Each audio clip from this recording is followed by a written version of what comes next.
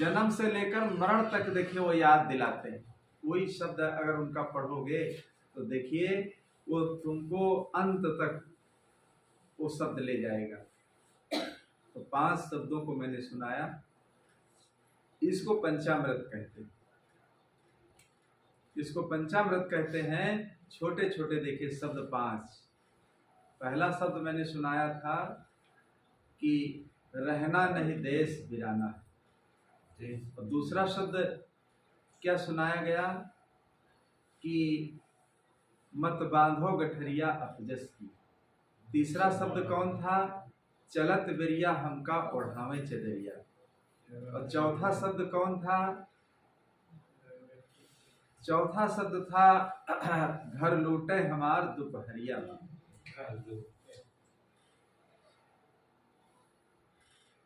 पांचवा शब्द कौन था? सुनो सुनो सुरतिया प्यारी। तो भजनों का देखिए जीवन पर बहुत गहरा प्रभाव पड़ता है। और ऐसा नहीं है कि कोई बैठा हो तभी, अकेले में भी देखिए कहीं अगर बैठो खेत खलिहान में, कहीं एकांत जगह हो वहां पर भी भजन कर लेना चाहिए। कोई न हो वही तो भजन अच्छा बनता है। सुन्नी हम लोग देखिए गांव जंगल गांव नगर छोड़ करके सुबह शाम जंगल नदी या खेत खलिहान है जहाँ कोई नहीं है वहाँ बैठते थे। वहाँ बैठने से क्या होता है? किसी प्रकार का हलचल नहीं, शांति रहती है। वहाँ जिस स्थिति में आप बैठेंगे देखिए, अगर गहराई से बैठेंगे तो उसी में डूब जाएंगे। किसी भी जीवन में, चाहे गृहस्थ जीवन हो चाहे साधु का जीवन हो, अगर कोई कुछ करना चाहता है अपने जीवन में तो हर जगह वो कर सकता है। हर जगह कर सकता है। कैसे कर सकता है? सन 98 की बात है, हम अपने गुरुजी के साथ अहमदाबाद गुजरात में उनकी सेवा में रह रहे थे। एक तिरकम लाल सेठ थे, उनके यहाँ 6-6 महीना गुरुदेव जी रहते थे। तो हमारा भी उनके यहाँ गुरु जी के साथ में लगभग 6-7-8 महीना रहना हुआ उनके। और बहुत धार्मिक प्रवृत्ति के सेठ थे, 5-6 भाई थे। जहाँ पर वो फैक्ट्री थी देखिए वहाँ केवल सेठानी ही रहती थी, अकेली जो बुजुर्ग थी, सब किराएदार थे। फैक्ट्री थी। सभी भाइयों के अलग अलग देवकी नंदन में बंगले थे। अहमदाबाद में देवकी नंदन नाम की जो जगह है, कहते हैं बहुत कीमती जगह। वहीं से सुबह सब आते थे ऑफिस में। हम लोग वहाँ रहते थे सोसाइटी। उसका नाम उन्होंने रखा था गुरुदर्शन सोसाइटी। कुछ संतों के लिए रूम बने थे अलग, किचन और सब कुछ अलग, घर से कोई मतलब नहीं। उनको जो बनाना हो अपना बनाते थे। हम लोग 7 महीना अपने हाथ से देखिए गुरु जी के लिए हम भोजन बनाते। जो 3-4 रूम थे, 2 मंजिल तक, ऊपर नीचे तक, जीना भी उसी में था, स्नानघर भी था। दोनों टाइम भोजन बनाते थे। दोनों टाइम भोजन बनाते थे 2 लोग। और फिर देखिए 2 मीटिंग में सत्संग होता। 4 बजे शहर के लोग सब दिन में आते, रात में वहां आते नहीं शहर में। और फिर सुबह पढ़ाई, शाम को पढ़ाई, रात दिन पढ़ाई चलती। रात दिन पढ़ाई चलती थी। इतना वो कड़े थे, सब लोग उनके पास रह नहीं पाते। अनुशासन बहुत कड़े थे। अगर ढीले ढाले रहते तो फिर रहना कठिन होता। तो अब किस नियमावली से वहाँ हम लोग रहते थे गुरु जी के साथ में? सुबह 4 बजे जगना। 4 बजे जगना, जगने पर ध्यान में वो बैठते थे। ध्यान में बैठने के बाद फिर वंदना होने के बाद फिर टहलने चले जाते थे। टहल करके आना, फिर उस रूम में झाड़ू पोछा हम लोग खुद करते। इतने बड़े वो आदमी थे, करवा देते। लेकिन गुरु जी का कहना था देखिए अलग है ना तो अपने हाथ से कर लो। झाड़ू पोछा उसमें करने के बाद फिर गुरु जी को स्नान कराने के बाद फिर भोजन बनाते। भोजन बनाना, फिर उनको खिला देना, फिर खाना, और खाने के बाद फिर बर्तनों को साफ करना, किचन को साफ करना। और पानी का वहाँ अभाव रहता है। अब पानी जब आता था सरकारी तो भर करके रखना पड़ता कि एक्स्ट्रा पानी रखा रहता था, 3-4 बाल्टी रात दिन वो ढका पानी रखा रहता। कभी ना आए पानी अगर तो उससे काम हो जाए। फिर 4 बजे सब लोग आते थे, सत्संग होता। फिर शाम को कोई अल्पाहार में खिचड़ी है, दलिया है, कुछ बनता था। और उसके बाद फिर वो झाड़ू पोंछ करो, जब शाम को बनाओ। बनाने के बाद फिर शाम को पाठ सुनाते। जब सब लोग चले जाते तो पाठ होता। पाठ होने के बाद फिर देखिए वो हमें पढ़ाते थे, कोई न कोई शब्द का अर्थ भाव बताते थे। अब शाम को पढ़ाते थे, 10-11 बज जाता था पढ़ते पढ़ते। और सुबह जब जगते तो वंदना ध्यान होने के बाद फिर वो सुनते थे कि कल जो मैंने तुमको पढ़ाया था, जिस शब्द का अर्थ मैंने बताया था उसको सुनाओ। तो ऐसे वो सुनते थे, शाम को सुनाना और सुबह सुनना। अब बताओ दिन भर में कोई समय रहता था इधर उधर बैठने का, जगने का? समय सारणी सारी। एक दिन हम सो गए, नहीं मतलब जग पाए, सो गए, पाठ करने नहीं गए। तो अंदर ही उसके जीना था, सिस्टम था। उस मंजिल से वो नीचे आ जाते थे सारे। तो रात में वो जब नीचे उतर करके आए, हम सो रहे थे नीचे गद्दे पर, तो एक लकुटी रखते थे। तो लकुटी को हमारे पाँव में जब लगाया तो हम उठकर बैठ गए। तो हमसे कहने लगे आज पाठ करने भी नहीं आए। भाई पाठ करना चाहिए, क्यों नहीं आए पाठ करने? अगर खाना सोना है तो कल देखिए लखनऊ की ट्रेन में तुमको बिठाया जाएगा और वहाँ लखनऊ उतार देगी तीसरे दिन, बस उतर जाना। भाई खाना ही सोना अगर है तो हमारे पास नहीं रह पाओगे। तो देखिए 7-8 महीने की पढ़ाई जो है हमारे लिए बहुत बड़ी धरोहर बनी, बहुत बड़ी धरोहर बनी। यहाँ माता पिता गुरुजनों से अगर कुछ हो जाता है तो बच्चे बोलना छोड़ देते हैं और जीवन में नाम नहीं लेते हैं, मरने के बाद तो छोड़िए, बहुत बड़ी बात। जिनके अंदर देखिए भाव अच्छे होते हैं, विचार अच्छे होते हैं, तो ना रहने के बाद भी देखिए उनका नाम लोग स्मरण करते रहते हैं। ना रहने के बाद क्यों स्मरण करते रहते हैं? क्योंकि उनका ऋण होता है। हम यहाँ से जब गए ट्रेन में तो अहमदाबाद जंक्शन पर ही गुरुजी ने हमको छोड़ दिया। जब छोड़ा जगह 4 बार लगभग 5-6 बड़ा औद्योगिक शहर है, सूरत, बड़ौदा, राजकोट, अहमदाबाद। तो वो चले गए और हम कभी गए नहीं थे सेठ जी के यहाँ। अब हम बहुत व्याकुल परेशान, भाषा का नहीं था कि भाषा में हम बोलते थे लोग, लेकिन हम घबराए नहीं। हिम्मत बचपन से हमारी मजबूत थी, कोई दुख आए कष्ट आए तो घबराते नहीं, उसको झेलने के लिए तैयार रहते। तो जहाँ बस स्टॉप था वहाँ गए, लोगों से पूछा, प्यासे बहुत थे, तीसरा दिन हो गया, भोजन भी नहीं हुआ, स्नान भी नहीं हुआ था। तो इतना हमें याद था, जैसे लखनऊ में जगह जगह कस्बे हैं, डालीगंज, त्रिवेणी नगर, तो कस्बे का हमें याद था। चांदरोडिया नाम का एक कस्बा है अहमदाबाद में, वहाँ सेठ जी रहते हैं। तो हमने कहा कोई अगर चांदरोडिया की बस आए तो आप हमें उसमें बिठा दीजिए, बस हम पहुँच जाएंगे वहाँ सेठ जी के। तब तक वो बस आ गई। अब गुजरात में बहुत भाविक लोग होते हैं, सेवा भावी बहुत होते हैं। अगर आप पैदल जा रहे हैं तो आपको भेज जाएंगे, अंडों के ठेले भी कम मिलेंगे, तो चोरी चमारी भी कम मिलेगी। जैसे खुले बर्तन आश्रमों में वहां रखे रहते हैं, यहाँ अगर रख दो तो एक दिन भी नहीं रह पाएंगे, सब उठ जाएंगे।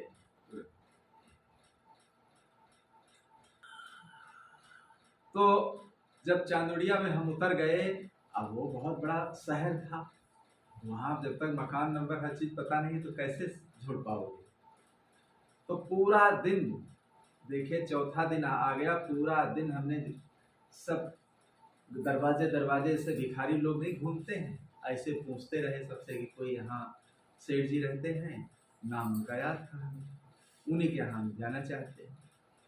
लेकिन अब शहर में न मालूम कहाँ कहाँ के लोग बसे होते हैं, सही बता नहीं पाए, कई सेठ तो यहाँ बहुत हैं। फिर घूमते घूमते एक मंदिर मिला, तो हमने कहा मंदिर में जाएं, देखें यहाँ भाई कोई होगा, अगर बताएंगे लोग। तो वो सब लाल लाल कपड़े पहने थे वो लोग, और एक दो रूम थे, उसमें टीवी देखा। जब हमको देखा, बचपना था, तो वो लोग बुला लिए, कहा आइए आइए, पकड़ लिए, बाह का यहाँ अंदर आओ बैठो। तो वहाँ टीवी देख रहे थे, सिगरेट पी रहे, सिगरेट पिए फटाफट और टीवी देख रहे हैं। तो हम 10-5 मिनट तो बैठे, फिर हमने कहा अरे विदेश है और ये लोगों की प्रवृत्ति हमें अच्छी नहीं लगती, सिगरेट पीते हैं और टीवी देखते हैं, ये सब कोई साधु के लक्षण थोड़ो होते हैं। तो हमें डर महसूस हुआ। जब डर महसूस हुआ तो झोला लेकर के हम चल दिए। हमने कहा, तो वो लोग कहने लगे अभी आपको हम भेज आएंगे, क्यों परेशान है। हमने कहा नहीं, हम चले जाएंगे, हमें याद आ गया। फिर हम दुकान दुकान पूछने लगे।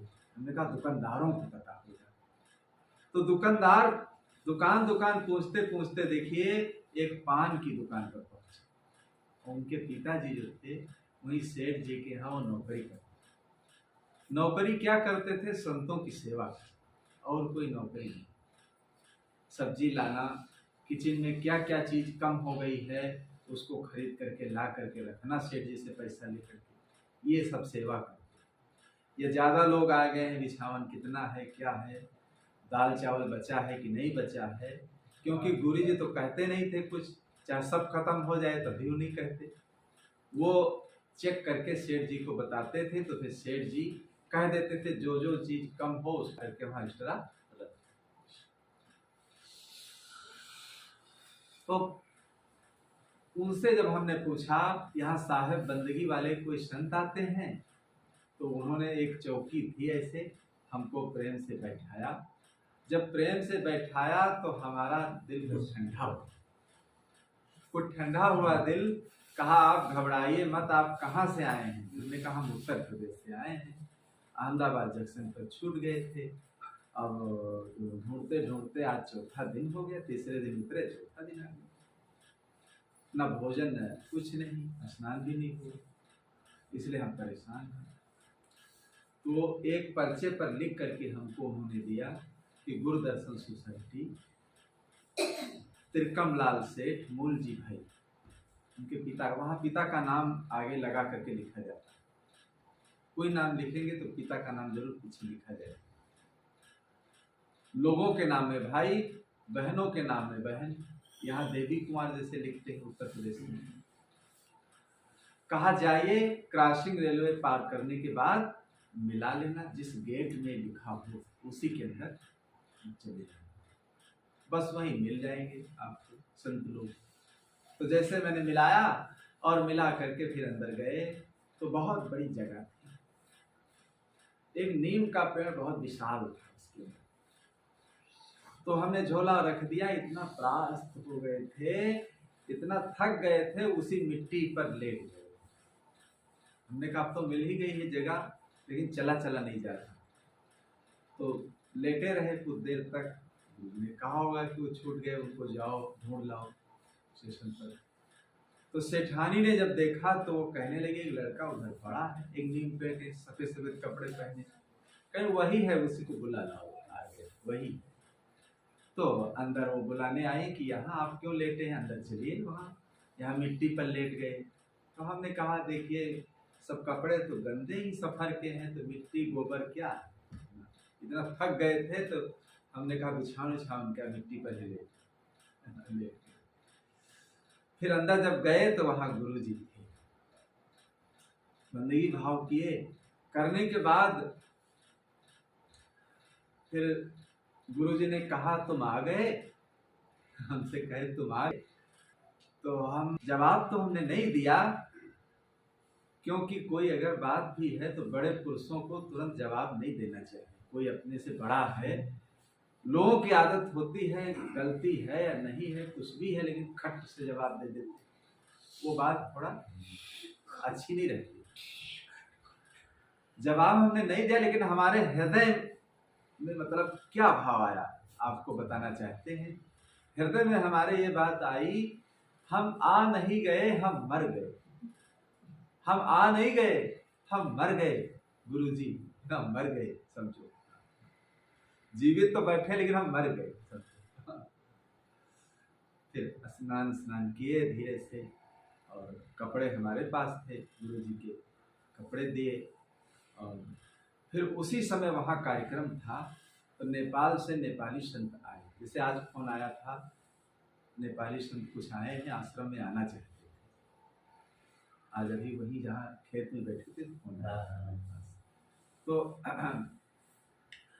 जब नेपाल से संत आए, श्री आज्ञा साहब जो गुरु जी के गुरु भाई थे, उन्होंने जब सुना तो वो समझ गए कि इनको दुख है इस चीज का। ऐसा न हो ये चले न जाएं गुरु जी को छोड़ करके, अभी बच्चे हैं, अगर चले जाएंगे किसी चीज को बनने में संवारने में, देखिए लकड़ी को देखिए बनाने वाला जो लकड़ी को बनाता है, छीलता है, देखिए कितनी मेहनत करता है। दर्जी कपड़े को कितना सुधारता, काटता पीटता है। सोनार सोने चांदी को कितना तपाता है। ऐसे माता पिता गुरुजन लोग पुत्र को, अपने बच्चों को, शिष्यों को कितना वो अच्छा बनाने के लिए कोशिश करते हैं कि अच्छा बन जाए, बढ़िया, जिससे संसार में सबको प्रिय हो जाए। तो वो बुला करके हमको बहुत उन्होंने सांत्वना दिया कि देखिए छोड़ करके मत जाना। और गुरु जी तुमको उड़ना सिखाते थे। किसी बात को समझाने का तरीका अलग अलग होता है। कितनी भी गलती हो, आदमी रूठा हो, अगर तरीके से समझाया जाए तो देखिए वो समझ जाएगी। और सीधे अगर कही जाए बात तो कितनी अच्छी हो, कड़वी लगेगी। कहीं ना आप तुमको उड़ना सिखाते थे गुरु जी, छोड़े नहीं हो। वो ये देखना चाहते थे हमारा शरीर छूट जाएगा तो देखे ये उड़ेगा कि एक जगह बैठ जाएगा। कहीं जैसे पंछी होते हैं, बच्चों को उड़ना सिखाते हैं और बच्चे उड़ उड़ करके फिर चुन आते हैं। पहले तो अपने माता पिता के साथ चुनने जाते, फिर अकेले चले जाते हैं चुनने हर दिशा में। तो ऐसे तुमको उड़ना सिखाते थे। कैसे उड़ना सिखाते थे? एक चोर था, उसके 5 लड़के थे, तो 4 लड़कों को चोरी करना सिखा दिया। जो 5वां बच्चा था छोटा, उसको नहीं सिखा पाए, तो बहुत वो परेशान थे कि 4 बच्चे तो हमारे सुखी रहेंगे और 5वां जो है जब ये चोरी करना जानता नहीं तो कैसे खाए। भाई भाई जब तक बचपन में माँ की गोद में रहते हैं, खेलते कूदते हैं, वही शादी होकर जब बड़े हो जाते हैं तो देखिए आप एक दूसरे को जो कमाता है कौन देता है? जो कमा के लाएगा वही खाएगा। तो एक दिन लकुटी लेकर के देखिए सबसे छोटे बच्चे को एक गांव ले गए और कहा अंदर तुम जाओ। अंदर जब वो चला गया तो दरवाजा बंद करके, शाम का समय था, हल्ला मचा दिया, चोर चोर करके। सारे गांव के लोग बाला बच्ची के सब आ गए। तो और धीरे से अंदर जब मकान के पिले तो एक दरवाजा जो अंदर था उसी में वो चिपक गए। तो चोर जो था वो चिपक गया। अंदर से दीपक जला करके ढूंढते ढूंढते जब आए तो देखिए भीड़ काफी थी घर में। धीरे से देखे दरवाजा में चिपका था, ऐसे हवा जब दिया धीरे से तो दीपक बुझ गया। और जब दीपक बुझ गया तो उसी भीड़ में हल्ला गुल्ला में हो करके वो बाहर निकल आया। लड़का था ही, बाहर निकल आया, भाग गया अपना चला, कोई जान ही नहीं पाया कौन चोर कहाँ गया। जब निकल करके चला आया तो देखिए जो बुजुर्ग उसके पिता थे उसकी पीठ को सहलाने लगे कि बेटा 4 बच्चों को मैंने सिखाया, इतना निपुण नहीं निकले जितना तुम निपुण निकले। घर में प्रवेश होकर मारे भी नहीं गए और कोई अपराध भी नहीं हुआ, और देखिए कैसे चुपके से तुम निकल आए, कोई जान भी नहीं पाया। तो इसलिए चोरी करने में सबसे परम प्रवीण तुम सबसे अच्छा कमाओ खाओ। तो उन्होंने हमें समझाया कि इसी प्रकार तुमको उड़ना सिखाते थे कि हम जब नहीं रहेंगे तो ऐसा नहीं तो ये घर को भाग जाएगा और साधना मार्ग छोड़ देगा, इसीलिए तुमको पक्का करते। किसी चीज को, किसी वस्तु को पक्का करने में देखिए भाई वो परीक्षा तो लेते हैं गुरुजन लोग कि हमारे ना रहने के बाद देखिए ये उड़ पाएगा कि नहीं उड़ पाएगा। कहने का मतलब ये है कि हर व्यक्ति को देखिए अपने जीवन में हर चीज को एहसास करना चाहिए, एहसास करना चाहिए। और कुछ जीवन में बनने के लिए देखिए सहना पड़ता है, साधना, तपस्या, परिश्रम, कष्ट सब झेलना पड़ता है। तब वही व्यक्ति देखिए कुछ बन करके संसार के सामने प्रस्तुत होता है। तब उस चीज को लोग देखे स्वीकार करते हैं। वही देखिए चाक बनाने वाला कुम्हार जो होता है, उसी मटके को देखे सुंदर सुडौल जब बना देता है तो तुरंत देखे खरीदने वाले खरीद लेते हैं। तो इसी प्रकार जब जीवन व्यक्ति का अच्छा हो जाता है, खुशबूदार हो जाता है, तो हर व्यक्ति उस छाया में बैठने के लिए तैयार होता है। और हर व्यक्ति देखिए उस चीज को, सबको वो चीज अच्छी लगती है और भाती है। तो इसलिए हर इंसान को चाहिए कि जीवन को ऐसे बेकार में नहीं व्यतीत करना चाहिए। जीवन में कुछ बनने के लिए भाई परिश्रम करते रहो, मेहनत करते रहो, और कैसी भावना अपने अंदर रखो कि डरते रहो ये जिंदगी बेकार ना हो जाए, डरते रहो ये जिंदगी बेकार ना हो जाए, डरते रहो ये जिंदगी बेकार ना हो जाए, डरते रहो ये जिंदगी बेकार ना हो जाए, सपने में किसी जीव का अपकार ना हो जाए, सपने में किसी जीव का अपकार ना हो जाए, सपने में किसी जीव का अपकार ना हो जाए, सपने में किसी जीव का अपकार ना हो जाए, डरते रहो ये जिंदगी बेकार ना हो जाए, डरते रहो ये जिंदगी बेकार ना हो जाए। तो यही भावना अपने अंदर सुबह शाम कहते बनाते रहना चाहिए और इस चौपाई को दोहराते रहना चाहिए। बोलो सद्गुरु देव की जय, संत समाज की जय, भक्त समाज की जय, बाल गोपालों की जय।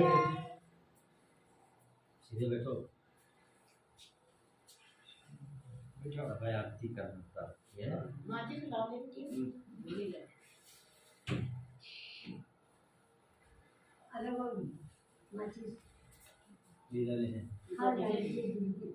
ये देखो उधर ही है, मत देखो कोई